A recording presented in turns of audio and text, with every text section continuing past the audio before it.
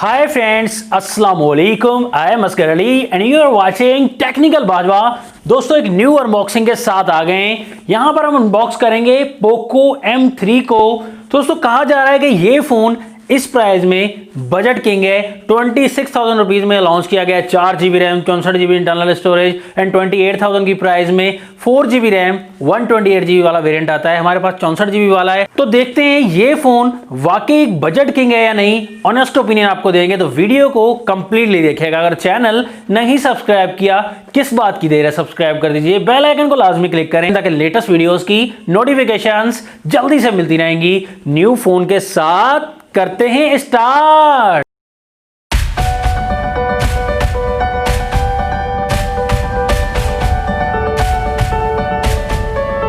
दोस्तों, बॉक्स हमारे पास आ गया है। पोको M3 काफ़ी लिपटा हुआ है ये शॉपर्स में। और इसका जो मेन हाईलाइट फीचर है दोस्तों, वो है 6000 mAh की बहुत बड़ी बैटरी। इसके अलावा देखते हैं, येलो सा बॉक्स है दोस्तों, रियलमी की तरह लग रहा है। पोको M3 में जो कलर मिलता है, पावर ब्लैक कलर हमारे पास अवेलेबल है। इसके अलावा येलो कलर भी है और जो है ब्लू कलर भी अवेलेबल है, लेकिन हमें ब्लैक ही मिला तो हमने यही मंगवा लिया। 4 GB RAM, 64 GB internal storage के साथ 26,000 की प्राइस में मिलता है। डिस्काउंट करके 24.5 या 25 या 24.5 तक आराम से दराज सेल पर भी आपको मिल जाएगा।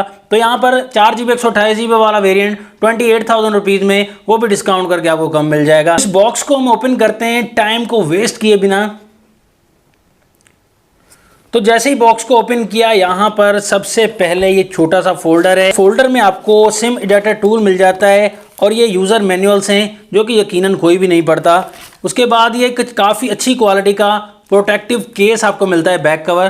बाद हमारा फोन है। फोन के बाद में अच्छे से डिटेल से बात करते हैं। चार्जिंग केबल टाइप सी वाली मिल जाती है, डेफिनेटली अच्छी बात। चार्जर आपको 22.5 वॉट का मिलता है, 22.5 वॉट का। और फोन जो है 18 वॉट की फास्ट चार्जिंग को सपोर्ट करता है, तो ये काफी अच्छा किया है दोस्तों। बॉक्स में आपको हेडफोन्स का ऑप्शन नहीं मिलता, तो मैं समझता हूं कि देना चाहिए।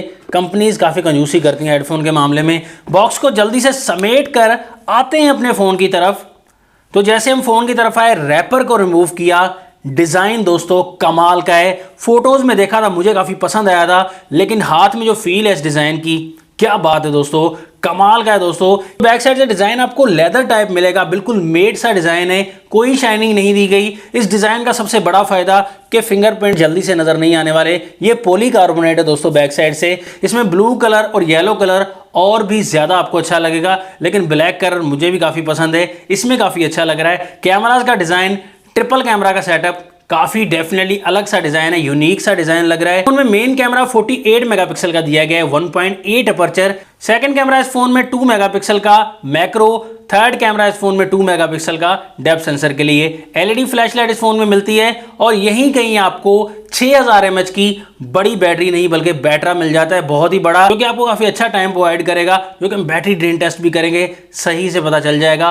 पोको की ब्रांडिंग आप देख सकते हैं अब ऊपर की तरफ दी है। फोन के राइट साइड पर आपको ये पावर लॉक अनलॉक वाला बटन तो मिलता है, यही हमें साइड पर फिंगरप्रिंट स्कैनर भी मिलता है। और राइट साइड पर ही आपको वॉल्यूम की रॉकर्स मिल जाते हैं। और अप साइड पर आपको सेकेंडरी माइक मिलता है नॉइज कैंसिलेशन के लिए। साथ में 3.5 mm का ऑडियो जैक है। IR ब्लास्टर भी ऊपर की तरफ है और साथ में सेकेंडरी स्पीकर भी आपको मिलता है, क्योंकि स्टीरियो स्पीकर्स दिए गए हैं, ड्यूअल स्पीकर हैं। लेफ्ट साइड पर सिम ट्रे 3 स्लॉट वाली है। डाउन साइड पर प्राइमरी माइक है, फर्स्ट माइक, और यहाँ पर चार्जिंग पोर्ट टाइप सी वाली, स्पीकर ग्रिल फर्स्ट वाली यहाँ पर मिलेगी। जैसे हम डिस्प्ले की तरफ आए, और यहाँ पर डिस्प्ले जो है आपको नॉच टेक्नोलॉजी वाला मिलेगा। जी हाँ दोस्तों, dew drop notch, dot notch, काफी सारे नाम है। मैं समझता हूँ इस प्राइस में पोको को पंच होल की तरफ जाना चाहिए था, नॉच टेक्नोलॉजी को हटाकर थोड़ा मजा आ जाता। यहाँ पर आपको फ्रंट में जो कैमरा 8 मेगापिक्सल का मिल जाता है, सेल्फी कैमरा, वो भी हम चेक करेंगे। डिस्प्ले आपको दोस्तों यहाँ पर IPS LCD वाला मिल जाता है, 6.53 इंचेस का, लेकिन खास बात फुल HD प्लस की रेजोल्यूशन मिल जाती है। जी हाँ दोस्तों, पोको ने इस प्राइस में M3 में फुल HD प्लस का डिस्प्ले देकर दूसरी कंपनीज को बता दिया है, जो कि 30,000 और 35,000 की प्राइस में भी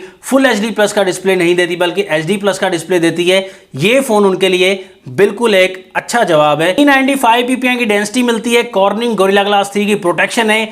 और दोस्तों, डिस्प्ले के आप कलर्स देख सकते हैं, काफी अच्छे कलर्स मिल जाते हैं। ब्राइटनेस भी काफी अच्छी मिलती है दोस्तों, 400 नाइट टाइप ब्राइटनेस मिल जाती है, जो कि कलर वाइज आपको काफी अच्छा मिलता है। IPS डिस्प्ले, इतने ज्यादा उभरते हुए कलर आपको नहीं नजर आएंगे क्योंकि एमोलेड तो नहीं है ना, तो इस हिसाब से आईपीएस डिस्प्ले के हिसाब से डिस्प्ले को काफी अच्छा मैनेज किया गया है। और स्पीकर क्वालिटी की बात करूं दोस्तों, कमाल के स्पीकर क्वालिटी है।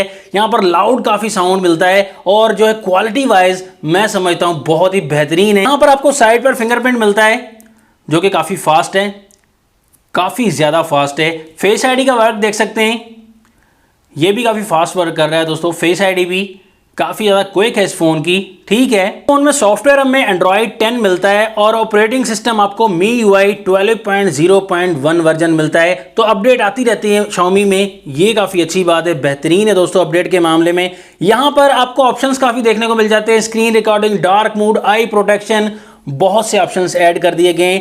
यहां पर प्रोसेसर जो मिलता है स्नैपड्रैगन 662 वाला मिलता है, जो कि रिसेंटली ओप्पो ने दिया है 40,000 की प्राइस में, ओप्पो F17 ने। तो मैं समझता हूं दोस्तों यहां पर ये प्रोसेसर इतना हाई परफॉर्मर नहीं है, लेकिन जो है वो गुजारा करने के लिए ठीक है। अगर कोई स्नैपड्रैगन का अच्छा प्रोसेसर लगा देते या मीडियाटेक हीलियो G80 लगा देते तो मैं समझ रहा था कि और ज्यादा बेहतर था। PUBG वगैरह तो 15,000 के फोन में भी चल जाती है आसानी से, लेकिन हाई परफॉर्मर नहीं होता। यहाँ पर HD में हाई सेटिंग्स में नहीं प्ले कर पाएंगे। इसलिए हम इस फोन के कैमरा की तरफ चलते हैं। इस फोन के कैमरा में आपको photo mode, portrait mode, pro mode, काफी ज्यादा ऑप्शंस मिल जाते हैं। यहाँ पर वीडियो हम जो है 1080p में रिकॉर्ड कर सकते हैं। इस फोन में काफी ऑप्शन है, नाइट मोड का, स्लो मोशन का, शॉर्ट वीडियो, पैनोरामा, बहुत से ऑप्शन ऐड कर दिए गए हैं। लाइव फोटो हम देखते हैं 48 मेगापिक्सल से कैसी आती है।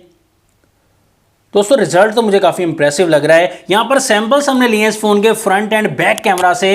दोस्तों मुझे काफी ज्यादा इंप्रेसिव रिजल्ट लगा। इतनी ज्यादा उम्मीद नहीं थी कि 48 मेगापिक्सल का, मैंने लगता है कोई हल्का ही सेंसर था, लेकिन रिजल्ट जब मैंने देखा डिटेल वाइज तो मुझे काफी बेहतर लगा दोस्तों। अब तक मुझे रिजल्ट काफी बेहतर लग रहा है, डिटेल के मामले में भी बहुत अच्छा है, कलर सैचुरेशन भी अच्छी है, लाइट कैप्चरिंग भी अच्छी है। Back camera and front camera के मामले में बैक कैमरा इस फोन का काफी ज्यादा इंप्रेसिव है। फ्रंट कैमरा भी ठीक ही दिया गया है दोस्तों, 8 मेगापिक्सल की सेल्फी है, बढ़ा देते तो और ज्यादा बेहतर था, लेकिन 8 मेगापिक्सल भी ठीक ही लग रहा है। तो फ्रंट एंड बैक कैमरा मुझे प्राइस के हिसाब से काफी अच्छा लग रहा है। तो आपका क्या कहना है, फ्रंट एंड बैक कैमरा इस फोन का कैसा लग रहा है आपको, कमेंट्स में जरूर बताइएगा। दोस्तों फाइनल रिकमेंडेशन इस फोन के बारे में आपको देना चाहूंगा कि 4GB 64GB तो हम एक्सेप्ट कर लेंगे 26,000 की प्राइस में। अगर 4GB 128GB लेना चाहें तो मजीद आप 2,000 पे पे कर सकते हैं। इस फोन का कैमरा काफी अच्छा लगा, डिस्प्ले क्वालिटी काफी अच्छी लगी, डिजाइन मुझे काफी इंप्रेसिव लगा। लग रहा था थोड़ा प्रोसेसर को अगर बढ़ा देते तो मजीद अच्छा हो जाता ये फोन और ज्यादा। तो रिव्यू में हम मजीद क्लियर करेंगे इस फोन को, ये फोन वाकई वैल्यू फॉर मनी है या नहीं।